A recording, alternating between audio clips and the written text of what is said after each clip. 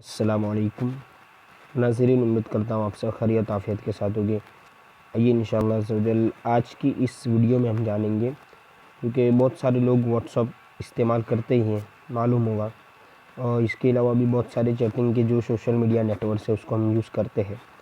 तो कभी कभार क्या होता है, हम नया फ़ोन लेते हैं या फिर ऑटोमेटिकली उसके अंदर डिफ़ॉल्ट ये सेटिंग होता है कि हम जब लिखने चाहते हैं, जैसे मैं ये लिख रहा था आपसे, तो ये इस तरह ऑटोमेटिकली सिलेक्ट हो जाता है।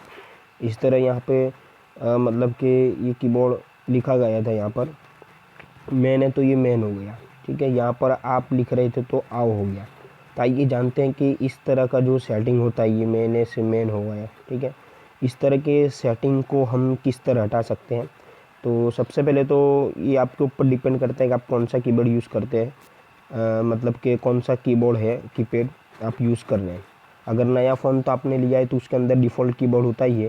तो हमें सबसे पहले तो क्या करना है कि सेटिंग के अंदर चले जाना है। यहाँ पर ओप्पो में ऊपर से सेटिंग आता है, या फिर आप अंदर से भी सेटिंग में जा सकते हैं, ठीक है। ये सेटिंग में जाने के बाद हमें चले जाना है, अगर आपका दूसरा कोई फ़ोन है तो उसके अंदर यहाँ पर नीचे ही होगा लैंग्वेज एंड इनपुट सेटिंग करके, लेकिन ये ओप्पो F3 है। तो यहाँ पर मैं जाऊँगा एडिशनल सेटिंग में।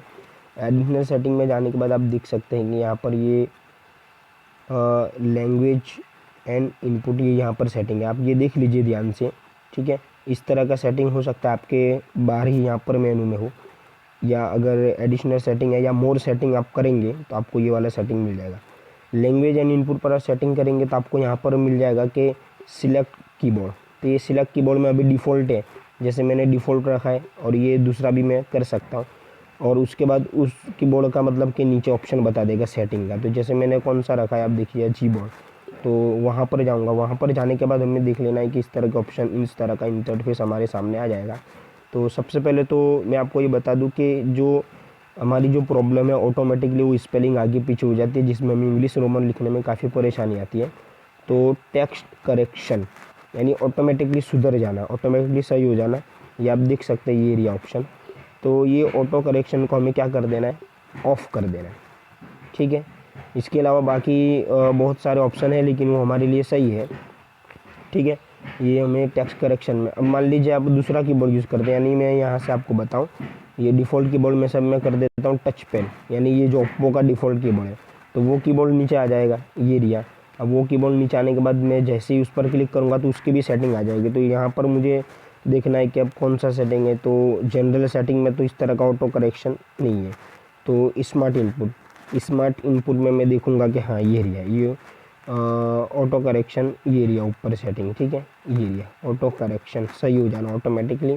तो ये मैं इसको बंद कर दूंगा, ठीक है, ताकि अब देख लीजिए कि अगर मैं कुछ भी मतलब कि लिखना चाहता हूँ, मान लीजिए कुछ भी मुझे लिखना है, ये मेरे मतलब कि भाई की व्हाट्सअप प्रोफाइल है। अब मैं यहाँ पर अगर लिखना चाहता हूँ से ये, तो अलग अलग मैं अच्छे से लिख सकता हूँ क्या हुआ। और उसमें क्या होता है कि जो इंग्लिश ग्रामर है या इंग्लिश वर्ड है उससे मैच होकर वो ऑटोमेटिकली मतलब सही कर देता है, जिससे हमें उसको मिटाना पड़ता है, फिर सही करना पड़ता है।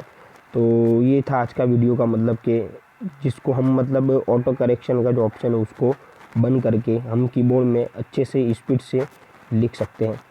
और दूसरी बात ये कहूँ कि आप इस चैनल पर इस्लामिक टेक पर ये टेक वीडियो, इसके अलावा मदनी कायदा, कुरान पाक और उर्दू भी सीख सकते हैं, और मस्जिद और दरगाह के व्लॉग भी देख सकते हैं। तो आपने अगर चैनल को सब्सक्राइब नहीं किया तो सब्सक्राइब कर लीजिए।